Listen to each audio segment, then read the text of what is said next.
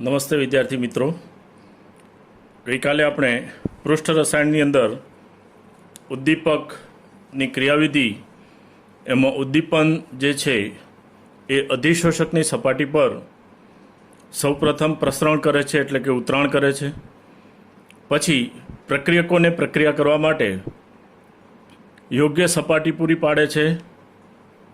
તેમાં ઉદ્દીપક જે છે એ પ્રક્રિયા કરતા અણુઓનું અધિશોષણ કરે છે અને પ્રક્રિયા કરતા અણુઓનું અધિશોષણ થવાથી પ્રક્રિયકના અણુઓ વચ્ચે બંધ રચાય છે અને નિપજના અણુઓ અપશોષણ પામે છે, એટલે કે વાતાવરણમાં મુક્ત થાય છે બાહ્ય પ્રણાલીમાં અને નિપજ પ્રાપ્ત થાય છે તથા ઉદ્દીપક પોતાના મૂળ સ્વરૂપે પાછો મળે છે.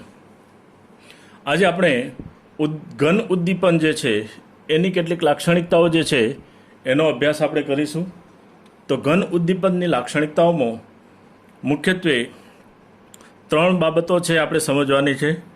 એક છે ઉદ્દીપકની સક્રિયતા, બીજું એની વર્ણનાત્મકતા અને વર્ણનાત્મકતાનો બીજો પાર્ટ કે આકાર વર્ણનાત્મકતા. જે 3 મુદ્દાઓ છે એ આપણે સમજીશું. એ જ રીતે ઉત્સેચકીય ઉદ્દીપનની સમજ કે જે જૈવિક ઉદ્દીપકો છે એને ઉત્સેચક અથવા એન્ઝાઇમ્સ તરીકે ઓળખવામાં આવે છે અથવા આખા ફોર્મની અંદર એન્ઝાઇમ કેટાલિસ્ટ પણ કહેવામાં આવે છે. તો અહીંયા આપણે સમજીએ કે ઉદ્દીપનની અગત્યની ખાસિયતો. તો સૌપ્રથમ લઈએ આપણે એ છે ઉદ્દીપનની સક્રિયતા. ઉદ્દીપકની સક્રિયતા જે છે એ વિશેષ પ્રમાણમાં રાસાયણિક અધિશોષણની પ્રબળતા પર આધાર રાખે છે. પ્રક્રિયકો ઉદ્દીપક પર પ્રમાણમાં પ્રબળતાથી અધિશોષિત થવા જોઈએ જેથી તે સક્રિય બને છે. ધ્યાન રાખજો મિત્રો, અહીંયા શું આપ્યું છે આપણને? પ્રબળતાથી અધિશોષિત થવા જોઈએ જેથી તે સક્રિય બને છે. વળી એટલી પ્રબળતાથી પણ અધિશોષિત ન થવા જોઈએ જેથી તેઓ ગતિશીલ ન રહે અને બીજા ઉદ્દીપક પ્રક્રિયક જે છે એને ઉદ્દીપકની સપાટી પર અધિશોષિત થવા માટે જગ્યા ન હોય. દાખલા તરીકે અહીંયા એક સિમ્પલ ઉદાહરણ આપણે લઈ લઈએ છીએ. નાનકડી સપાટી લઈ લઈએ. આ પ્રક્રિયકના અણુઓ છે,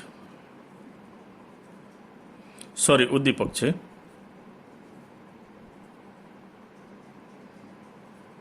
હવે એની વચ્ચેના ભાગમાં જે છે એ અધિશોષિત થશે પ્રક્રિયકો, તો પ્રબળતાથી અધિશોષિત થવા જોઈએ. તો જ્યાં ગેપ છે ત્યાં અધિશોષિત થશે, બરાબર? અમુક જ ખાનામાં, બધા ખાનામાં નહીં થાય. જો બધા ખાનામાં એ અધિશોષિત થઈ જશે તો પાછા નવા પ્રક્રિયકને ત્યાં દાખલ થવા માટે જગ્યા રહેશે નહીં. જેથી મર્યાદિત પ્રમાણમાં પ્રબળતાથી તે એની પ્રત્યે આકર્ષાય અને જળવાઈ રહે.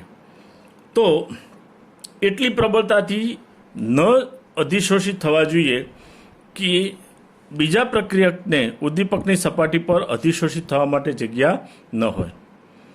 હવે એ જાણવા મળ્યું છે કે હાઇડ્રોજનેશન પ્રક્રિયામાં ઉદ્દીપકીય સક્રિયતા આવર્ત કોષ્ટકના સમૂહ 5 થી 11 ધાતુ તત્વો સાથે વધે છે.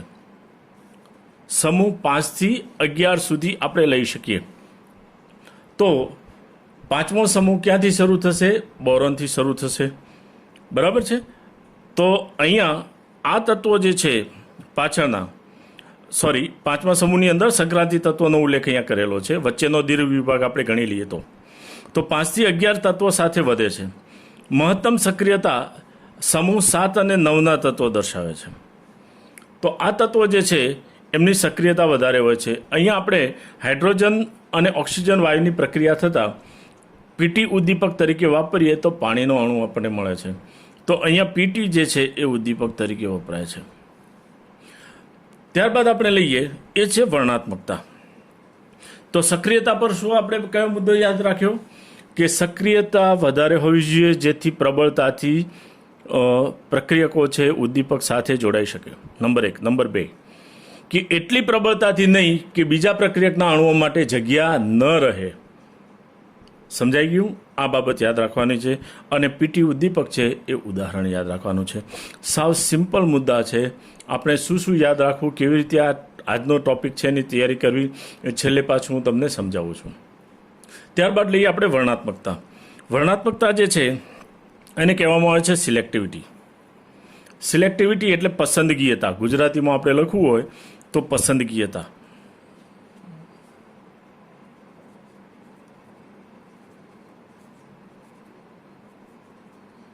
પસંદગીયતા આપણે કહી શકીએ સિલેક્ટિવિટી. બરાબર છે. આપણે એમ કહીએ ને કે વડાપ્રધાન તરીકે વરણી કરી અથવા મુખ્યમંત્રી તરીકે વરણી કરી એટલે નિયુક્ત કરવું, સિલેક્ટ કરવું. અહીંયા આપણે લઈએ કે ઉદ્દીપકની વર્ણનાત્મકતા એટલે શું? જ્યારે સમાન પ્રક્રિયા પરિસ્થિતિમાં અનેક નિપજો શક્ય હોય ત્યારે ચોક્કસ નિપજ ઉત્પન્ન કરવાની દિશામાં જવાની ક્ષમતા જુદા જુદા ઉદ્દીપકોની વર્ણનાત્મકતા જુદી જુદી હોય છે. હવે જો પ્રક્રિયકો સમાન હોય અને ઉદ્દીપક બદલાઈ જાય તો નિપજ પણ શું થાય છે? બદલાઈ જાય છે. અહીંયા આપણે ઉદાહરણ લઈએ તો H2 અને CO ખરેખર કાર્બન મોનોક્સાઇડ અને હાઇડ્રોજન વાયુનું મિશ્રણ જે છે એને શેના વડે ઓળખીએ છીએ આપણે? જળવાયુ તરીકે.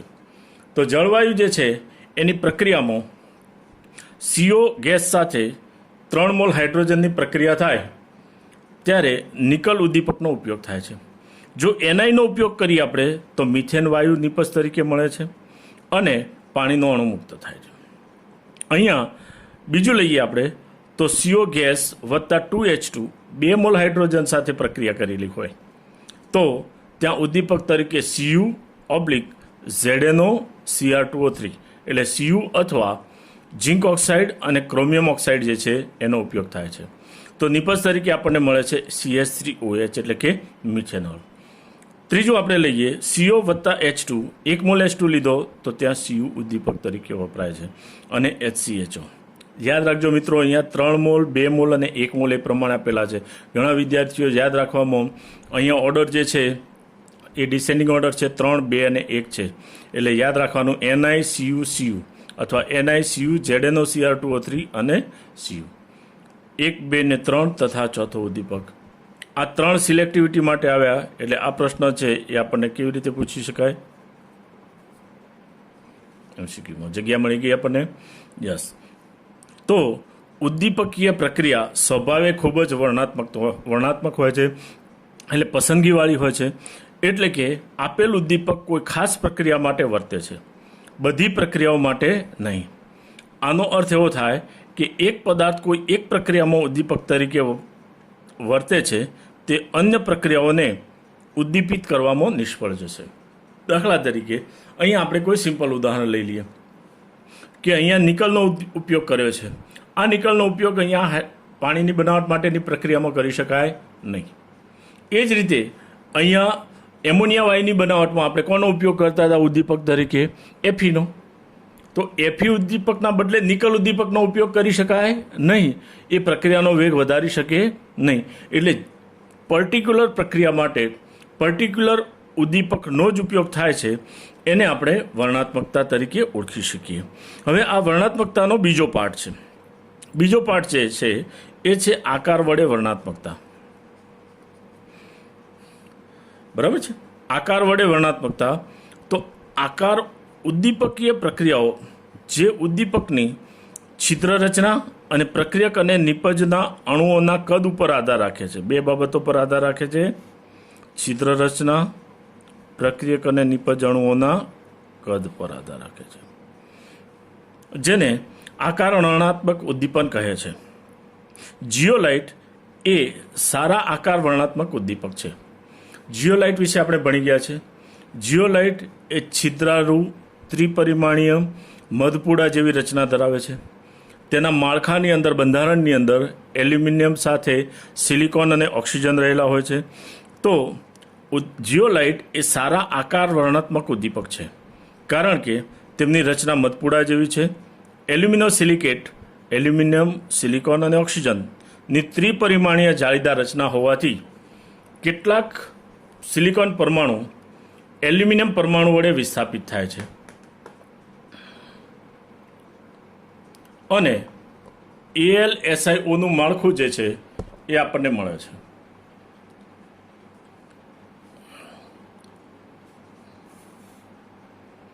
જીઓલાઇટમાં ભાગ લેતી પ્રક્રિયક અને નિપજના અણુઓનું કદ અને આકાર ઉપરાંત જીઓલાઇટના છિદ્રો અને પોલાણ કેવિટી મધપુડા જેવી રચના એટલે આ પ્રમાણેના છિદ્રો એની અંદર જોવા મળશે.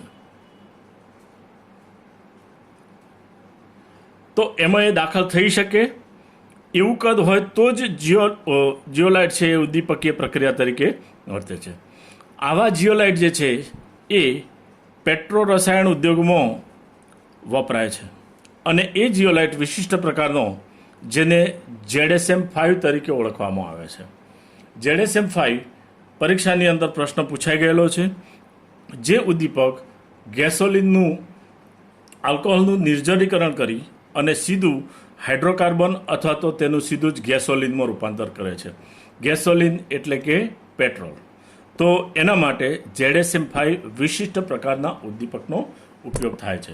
અહીં આપણે સમજીએ કે આકાર વર્ણનાત્મકતામાં કઈ બે બાબતો પર આધાર રાખે છે. ફરીથી રિફર કરું છું તો ઉદ્દીપકની છિદ્ર રચના અને પ્રક્રિયક અને નિપજના અણુઓ જે છે એનું કદ, આ બંને ફેક્ટર પર આધાર રાખે છે. તો જીઓલાઇટના છિદ્રો એની સાથે પ્રક્રિયક તરીકે વર્તતા અણુઓનું કદ એ જીઓલાઇટના છિદ્રોના કદ કરતાં કેવું હોવું જોઈએ? નાનું હોવું જોઈએ. બીજો પોઈન્ટ આપણે યાદ રાખવાનો છે ZSM-5 જે ગેસોલિનની બનાવટમાં પેટ્રો રસાયણ ઉદ્યોગોમાં આલ્કોહોલનું નિર્જલીકરણ કરી અને હાઇડ્રોકાર્બન બનાવવા માટે વપરાય છે. ત્યારબાદ આપણે લઈએ મિત્રો એ છે ઉત્સેચકીય ઉદ્દીપન, એન્ઝાઇમ કેટાલિસિસ.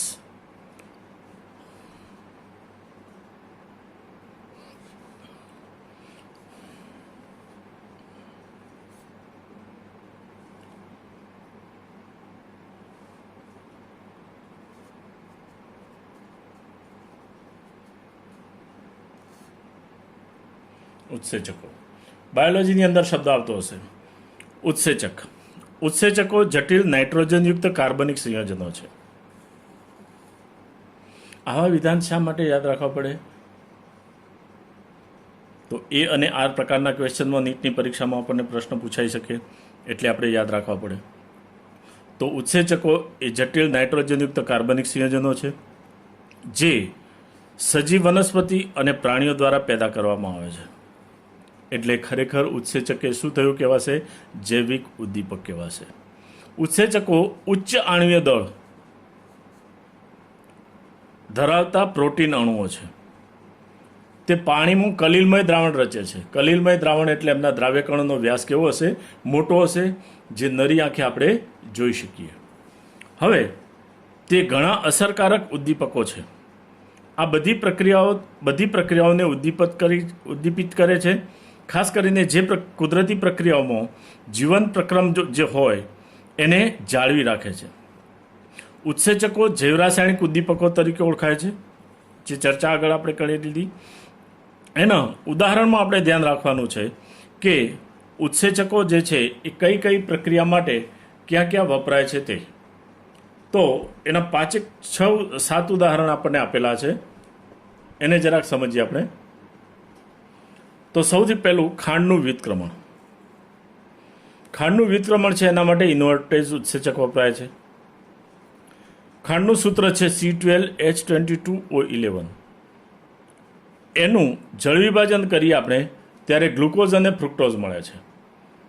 આ બંનેના સૂત્રો સમાન છે, અણુસૂત્ર સમાન છે, બંધારણીય સૂત્ર જુદા જુદા છે. બાયોલોજીવાળા જાણતા હશે કદાચ કે ગ્લુકોઝ એ અલ્ડીહાઇડ સમૂહ ધરાવે છે એટલે એને આર્ડોહેક્ઝોસ તરીકે ઓળખવામાં આવે છે. અલ્ડીહાઇડ સમૂહ અને 6 કાર્બન. એ જ રીતે ફ્રુક્ટોઝ છે એ 6 કાર્બન ધરાવતો કીટોન સમૂહ ધરાવે છે અને એટલે એને કીટોહેક્ઝોસ કહેવામાં આવે છે.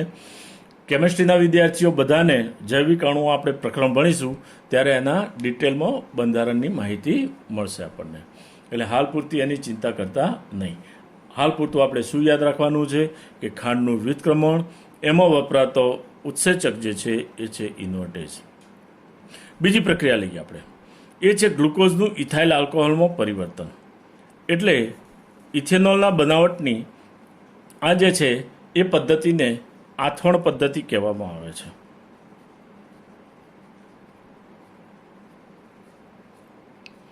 એમાં જાયમેઝ નામનો ઉત્સેચક છે એ વાપરવામાં આવે છે. તો ગ્લુકોઝનું જાયમેઝ વડે જો આથવણ કરીએ તો એમાંથી ઇથેનોલ એટલે કે ઇથાઇલ આલ્કોહોલના 2 મોલ અને 2 મોલ શું મળે છે આપણને? કાર્બન ડાયોક્સાઇડ મળે છે. તો બીજી પ્રક્રિયા આથવણ પદ્ધતિમાં શું મળ્યું આપણને? જાયમેઝ ઉત્સેચક મળ્યો. સ્ટાર્ચનું માલ્ટોઝમાં રૂપાંતર. સ્ટાર્ચ જે છે એ પોલિક કાર્બોહાઈડ્રેટ છે, મતલબ પોલિસેકેરાઇડ છે એમ આપણે કહી શકીએ. આપણે પોલિસેકેરાઇડ એટલે અનેક અણુઓ એની અંદર રહેલા હશે, એટલે અહીંયા એન સિમ્બોલાઇઝેશન છે, એન બરાબર અનેક અણુઓ. તો 2 મોલ સ્ટાર્ચ આપણે લઈએ તો એમાં કાર્બોહાઈડ્રેટના અનેક અણુઓ છે, એનું એન અણુ વડે એન પાણીના અણુ વડે જળ વિભાજન કરીએ તો એમાંથી મળે છે આપણને માલ્ટોઝ. એના માટે ડાયાસ્ટેજ ઉત્સેચક જે છે એનો ઉપયોગ થાય છે. ત્યારબાદ લઈએ આપણે માલ્ટોઝનું ગ્લુકોઝમાં રૂપાંતર. માલ્ટોઝનું ગ્લુકોઝમાં રૂપાંતર કરવું છે તો માલ્ટોઝનું સૂત્ર ધ્યાન આપજો મિત્રો.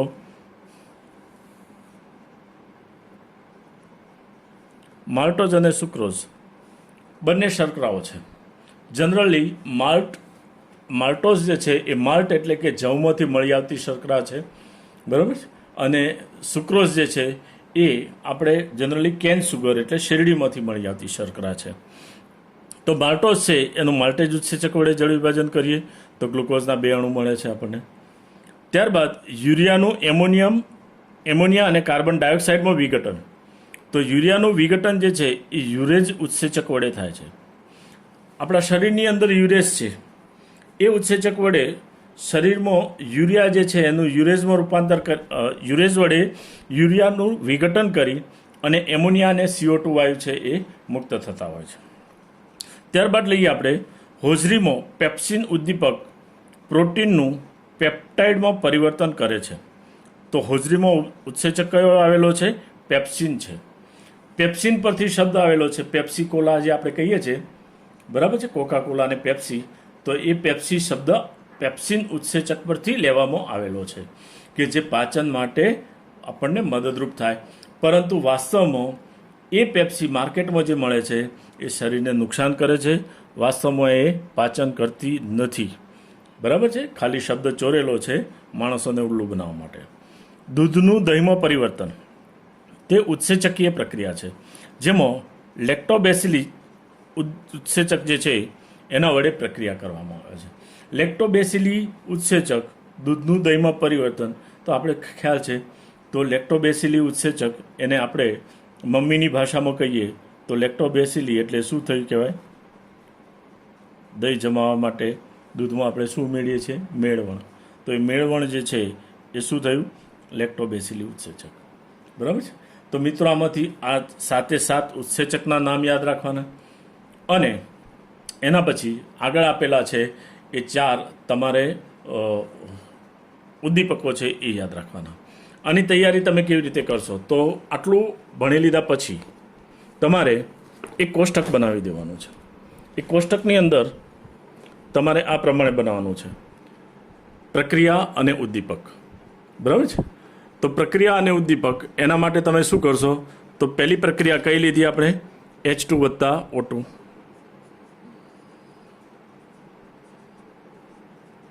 તો એમાં કયા ઉદ્દીપકનો ઉપયોગ કર્યો આપણે? PT,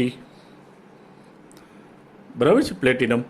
પછી CH4 ની બનાવટ, તો એની અંદર કોનો ઉપયોગ કર્યો આપણે? NI નો. એ જ રીતે મિથેનોલની બનાવટ, તો CO અથવા ZNO Cr2O3. HCHO ફોર્માલ્ડિહાઇડની બનાવટ, બરાબર. તો એમાં કયા ઉદ્દીપકનો ઉપયોગ કર્યો? CU. પણ આ ત્રણેય ઘટકો છે એ ખરેખર શેમાંથી બનાવવામાં આવેલા છે? જળવાયુમાંથી. તો આ પ્રમાણે તમારે કોષ્ટક બનાવવાનું. એવું જ બીજું કોષ્ટક તમારે બનાવવાનું છે. એ કયું બનાવીશું આપણે? પ્રક્રિયા અને ઉત્સેચકનું. આ પ્રમાણે, બરાબર છે. તો પહેલી પ્રક્રિયા આપણે લઈ લઈએ તો ગ્લુકોઝનું બનાવટ અથવા સુક્રોઝનું વ્યુત્ક્રમણ. તો એની અંદર ઇન્વર્ટેજ ઉત્સેચકનો ઉપયોગ કરીશું. ઇથાઇલ આલ્કોહોલની બનાવટ આથવણ પદ્ધતિ, તો જાયમેઝનો ઉપયોગ કરીશું. સ્ટાર્ચનું માલ્ટોઝમાં રૂપાંતર તો ડાયાસ્ટેજનો ઉપયોગ કરીશું.